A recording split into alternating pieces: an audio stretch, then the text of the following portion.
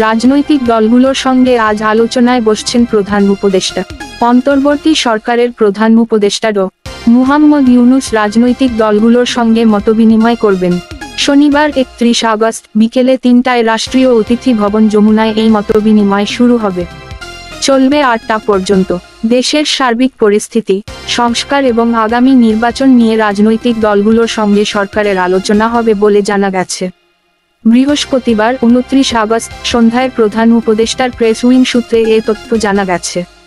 জানা যায়, অন্তর্বর্তী সরকার দায়িত্ব নেওয়ার পর যেসব রাজনৈতিক দলের নেতাদের সঙ্গে মতবিনিময় করেছেন, এবারও তাদের সঙ্গে মতবিনিময় করা হবে। ওই বৈঠকগুলোতে ছিল না আওয়ামী লীগ সহ তাদের দলের কোনো জোট। তবে শোনা যাচ্ছে, এই আলোচনায় ডাক পেয়েছে শেখ হাসিনা সরকারকে সব কাজে সমর্থন দেওয়া জাতীয় পার্টি। এদিকে শুক্রবার উপদেষ্টা দপ্তরের এক কর্মকর্তার বরাত দিয়ে কয়েকটি গণমাধ্যম বলছে, প্রধান উপদেষ্টা সব রাজনৈতিক দলকেই মতবিনিময়ে চাইছেন। মতবিনিময়ে আগ্রহীরা সবাই আসবে। বর্তমানে দেশে 45টি নিবন্ধিত রাজনৈতিক দল রয়েছে।